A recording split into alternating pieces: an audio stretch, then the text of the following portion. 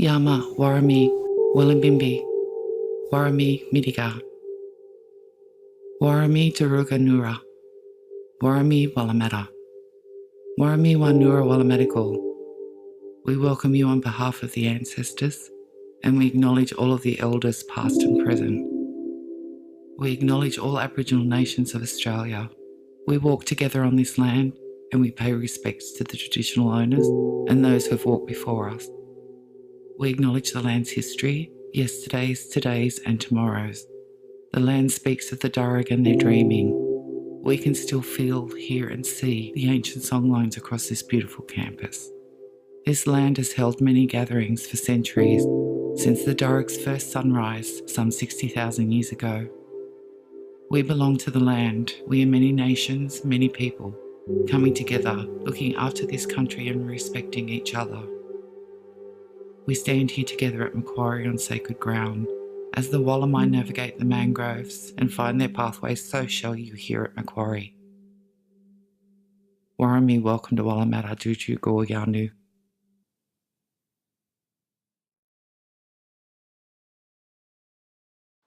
My name is Nick, and I have chosen to try and analyse from an Indigenous perspective whether there are popular stereotypes in education. I concluded that Australia is considered a very multicultural type of country, with many different cultures and religious beliefs, but in saying that, there seems to be a very racist attitude towards Indigenous people in Australia, and there are many different examples of this, whether it be subtle or obvious. One example of this is how Indigenous people are seen in education and learning. Indigenous people have all sorts of stereotypes surrounding this topic. For example, they are viewed as uneducated, primitive, lack complex law and social organisation, and the list goes on. But one example that I think represents stereotypes in education is what Indigenous people should look like. And if you don't fit the criteria that is given to you by both Indigenous and non-Indigenous people, you are considered as not a full-blood Aboriginal, which has been seeded into our heads since we were old enough to understand.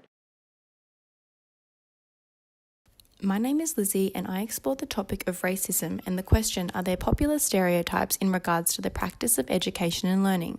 After analysing our group's answers to this question, two common themes became apparent. The first being social majority versus social minority, and it was perceived that in education environments you would be placed in the category based on your particular social standing, for example, cliques such as the popular group. There is also a perception that those considered of the majority were favoured and those generally of non-Anglo-Saxon heritage could often be disadvantaged. This isn't just a recent situation, as this is reflected in one experience of schooling in the 70s and 80s. Common experiences from both Canada and Australia identified a prejudice against arts and native studies subjects and a favouritism towards science and mathematics subjects because they were considered to be more valuable. This is in correlation with the idea that those with tertiary qualifications will succeed far greater than their non-tertiary counterparts. Another evident theme was that of stereotyping. This ran through a number of areas which included racial, class, and gender profiling. In regards to racial profiling, students would be generalised according to their ethnicity. Stereotypes in relation to class were that students attending a public or government-funded institution won't be receiving the same level of education that those who attend a private school or institution do, especially if they are from a lower socio-economic region. Gender stereotypes that emerged were that males dominated the science and mathematics subjects and females would lean towards the more arts-based subjects. The second topic I've chosen to analyse from an Indigenous perspective is media and whether or not the media represents Indigenous education accurately. With all the information I have gathered in the weekly tutorials, I feel like education is not being represented correctly or accurately at all. For example, it is evident that mainstream media has control of almost all, if not all, of our source of news around the world. In Australia, it seems to be the only representation Indigenous education gets is when something negative happens. For example, when Harper Nielsen, a 9-year-old girl from Brisbane, decided to not stand up for the national anthem in a school because she felt the anthem was racist towards Indigenous people. Every mainstream media outlet reported on it being a negative situation and was told that she should grow up. But what they did not report on it being a youth in our society standing up for what she feels is morally right instead of just doing it because it's the social norm. Hi, I'm Paul.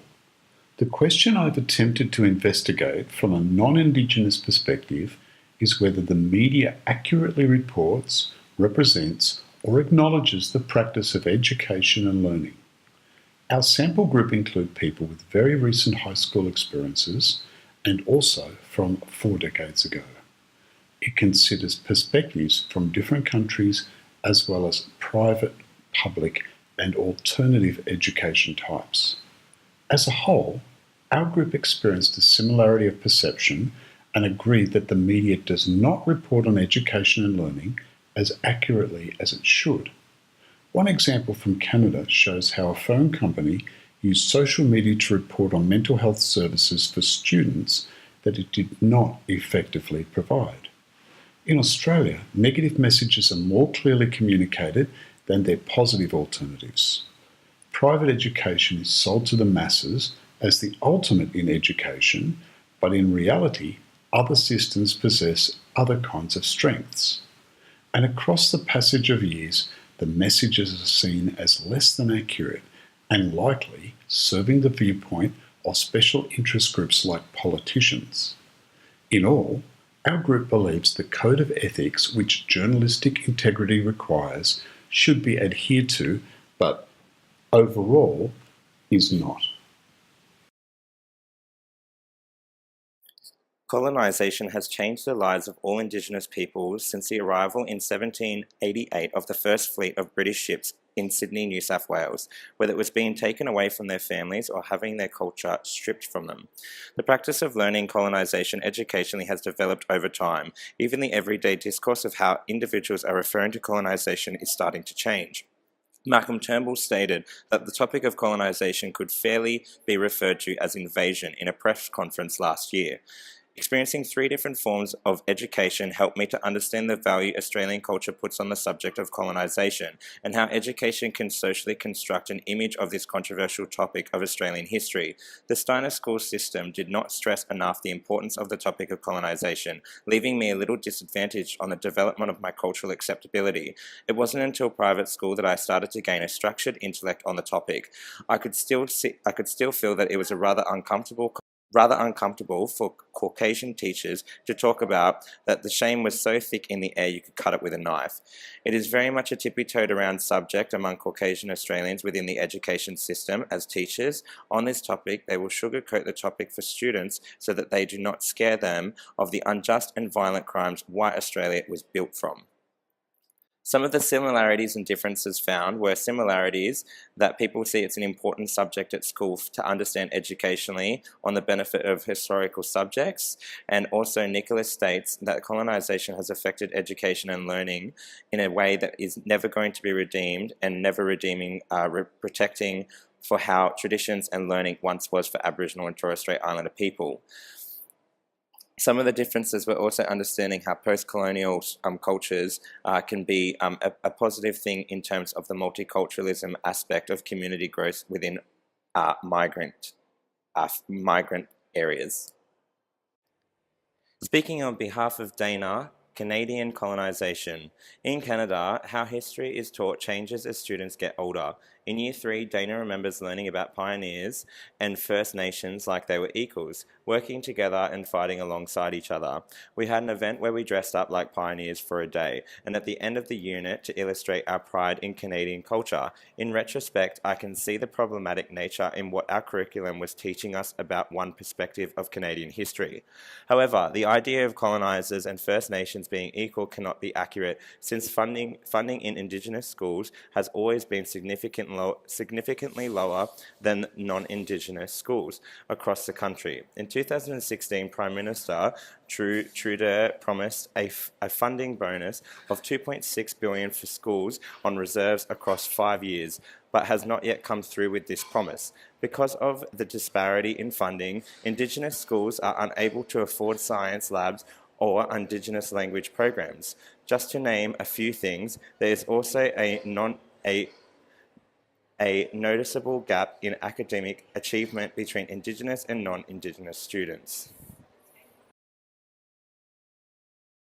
Hey everyone, my name is Dana, and when I analyzed our group's responses to the question of whether or not we believe that education and learning is a cultural practice, I identified 2 common themes across all of our answers.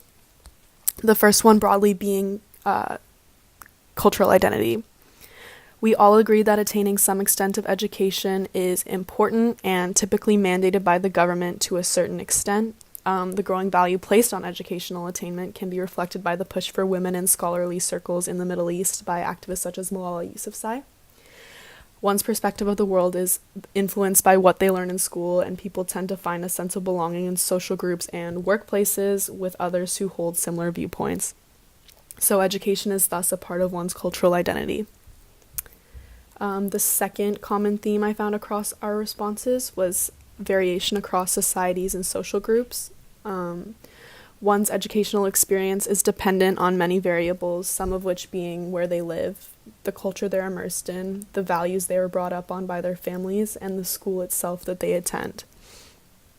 What is taught in schools is dependent on what the school board deems to be valuable and important in society, so depending on what is emphasized in the school one attends will impact how they develop their own moral values.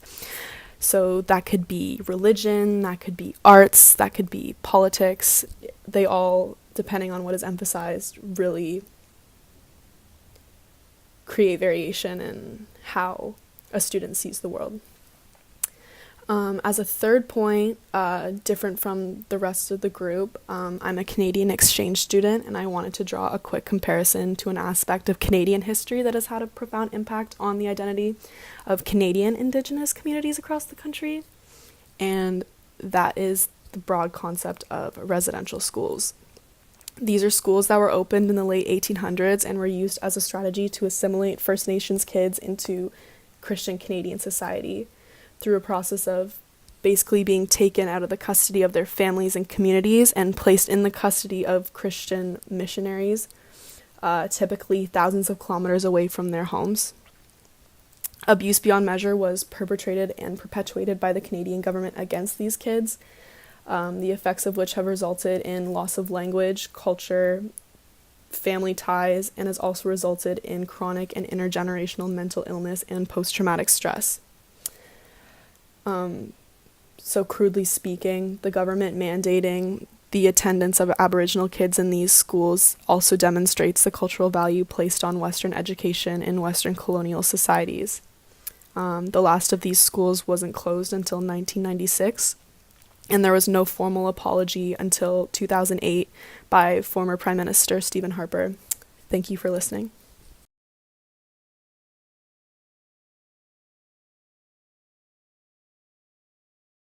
Communication is key when it comes to group collaboration projects. We utilize social media networks such as Facebook, Skype, and Google Docs. We created a group message on Facebook which allowed us to discuss the upcoming presentation, assign each member with their individual workload, and it became a platform to ask questions if necessary and set realistic deadlines for each component to be completed. In order to put the presentation together, we all had access to a shared Prezi where we placed out responses and could fine-tune the presentation until we were satisfied with each component.